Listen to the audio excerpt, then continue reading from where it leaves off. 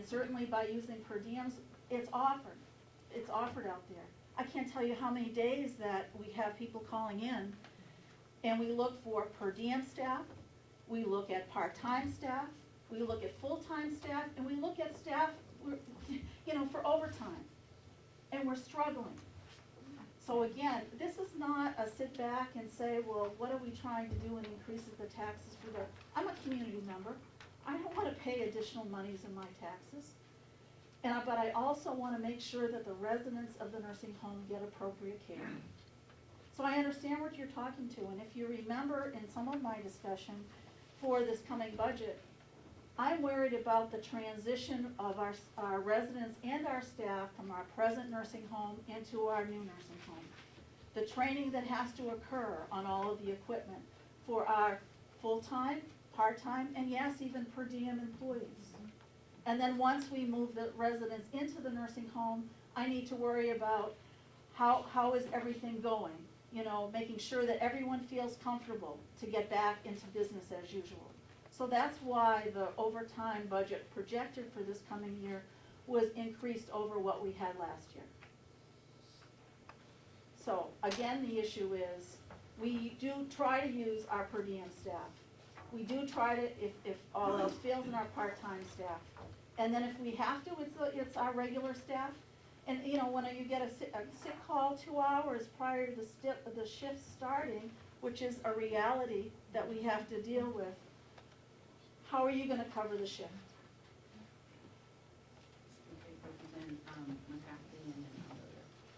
Yes, I'd just like to point out, using the figures that the commission gave of $45 an hour, that means 3 full 8-hour shifts a day, every day of the year in overtime. You figure up that what they're asking, originally $350,000, that comes out to 3 full-time shifts every day at $45 an hour each shift. So, Was it all right if you listen, Sandy has something to? If you look at the majority of our staff, they're LNAs. We have some medical nursing assistants, medication nursing assistants. We have charge nurses who are LPNs. There are very few RNs on our staff, and that's whatever shift, and that's what we're being quoted here today. So again, the issue is, it's not, our majority is not RNs, but we have some darn good LNAs, MNAs, and LPNs providing care to each and every resident we have in the home. And that's less than $45 an hour. Absolutely. Okay, follow up, Representative. I appreciate all of that, and I'm sure you have a wonderful staff. And don't get me wrong, please, don't take it personal. It's got nothing to do with the staff. I'm sure they're terrific, wonderful people who do a wonderful job. But we were told originally that the reason for all this overtime is because it was in the contract that you had to use your staff. They could, your words, they could bump anybody to take overtime. I couldn't find that in the contract. Now, Commissioner Solomon is shaking her head, yes, that it's not in the contract, it's an in-house thing, that this is an agreement in-house. So, which one is it? Is it in the contract or is it an in-house thing? That has been the practice for our union employees, and again, the issues of how often would that happen? Not very often, but that has happened, and I have to tell you that has happened. We looked at the union contract because I want to validate and be truthful to each and every one of you. That has been practice. Again, I spoke to the president of the union on the phone, and she said, yes, she couldn't find it either, but she said that has been practiced. But that is the exception rather than the rule. But that is part of the whole process in regard to our staffing, and it's not. When you're talking about staffing in a facility that works with human beings 24 hours a day, 7 days a week, it's not as easy as one may think it is. I mean, we can say what we'd like to see in writing, but put it in practice and trying to get coverage for those holes that you may have, whether they're projected or in real time, it's very difficult. Yes, Representative Umberger? Yes. passed a motion to have the commissioners identify the $250,000 out of the budget. And I think that the discussions that are ensuing here are things that we have talked about over the last several weeks, as I have been through the minutes. And if in fact the commissioners and the Sandy decide that they wanna take some money out of overtime, then that's their choice. And I would particularly say that 2 years ago, when I first came here, I think the commissioners and the delegation realized that overtime money and whatever they call that other money was totally out of control. And that in the time that Sandy has been here, she has truly made remarkable progress in reducing that cost to the people here in the community. And she's also made remarkable progress in regards to the escalation of the costs in the nursing home for the people that are paying here, and also for Medicare, because or Medicaid, whatever it is, because we, the taxpayers, pick up that additional cost. So I don't think it's our business to micromanage how Sandy works her overtime or her per diem or whatever. Because I trust very strongly what she has been doing over the past 2 years that I've been looking at it. And I'm not going to say, well, you know, you made a bad decision yesterday because the nurse stayed on and we paid her more than we would have for per diem. And I think that any time you're trying to run a facility with, I don't even know how many employees.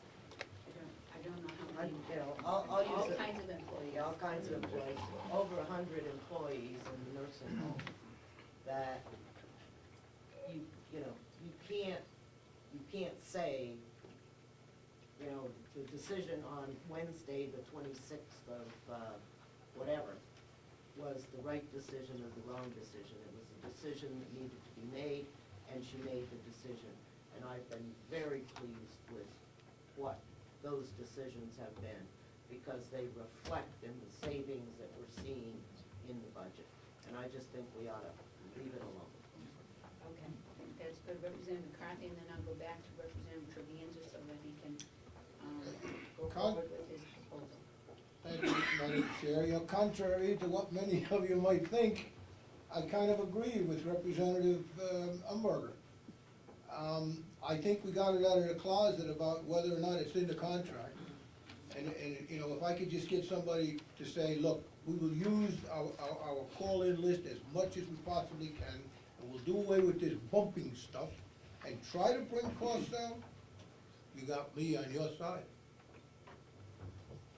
And one of the things that we have when we have time to talk, which we do now, is the fact is that this is when we tell the commissioners, again, how we feel about what it is that we're doing. In September, prior to the time that they go back to the drawing board for their budgets next year, this is when we sit and we talk, and so that we will get together, we will talk and say, we would like to see this, we don't want bumping, we would like to see this, we don't wanna see this, or whatever.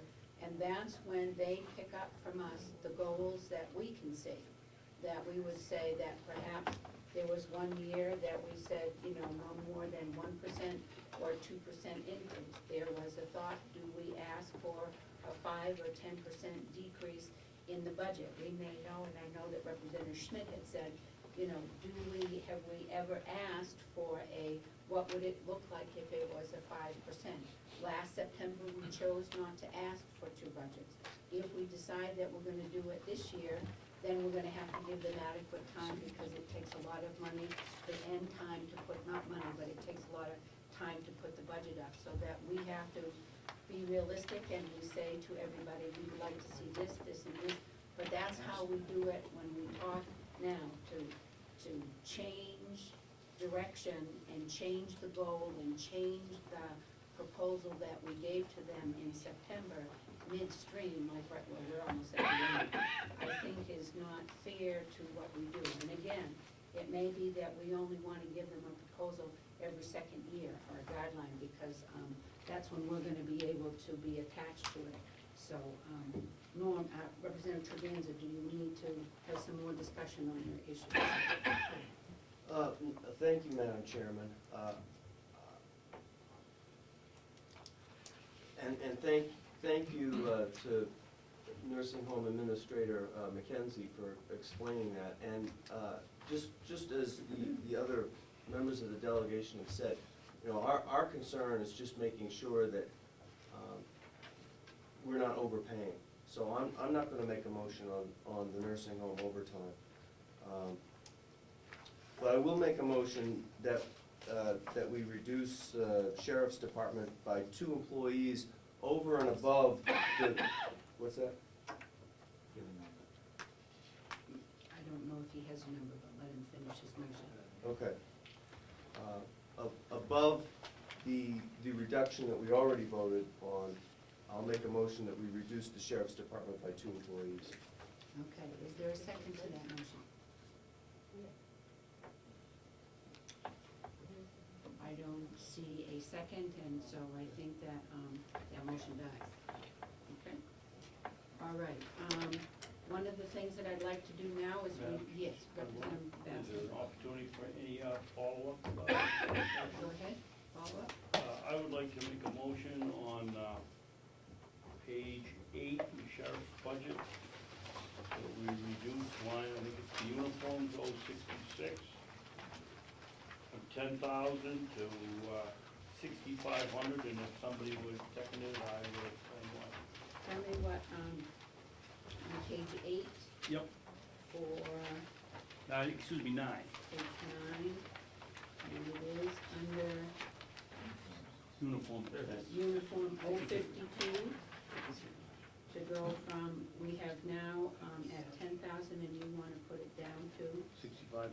6,500. Is there a second to that? Second, Second by Representative McCarthy. Go ahead, Representative. Thank you, Madam Chairman. The reason I make this motion is very simple, and it really, the amount isn't that great, but the taxpayers of Carroll County have absolutely no responsibility to dress the bailiffs. The courts are a state function. The state should be, if the sheriff wants to put them in uniforms and they look nice, that's fine, but that's the state's responsibility. That's not the taxpayers of Carroll County. Is there any further discussion, Representative McCarthy, and then Flo? yes, I go along with this decrease, and I'll tell you why. I studied the sheriff's budget, and I studied the sheriff's contract with the Teamsters Union. And you will find that when you read that contract, that most of the members of the sheriff's department are not covered under the umbrella of that contract. For instance, nobody in management is covered, nobody in a supervisory position is covered, secretaries are not covered, probational part-time workers are not covered. Only a very few of the individuals in that contract are covered. And they are the ones that are supposed to get the uniform allowance. But, the way it's being done now, to my understanding, everybody gets uniform allowance, whether they're actually covered under it or not. The sheriff himself went out and spent $200 for a pair of boots. He's not covered under the uniform allowance. So I agree. I think we ought to drop it down to the $6,500.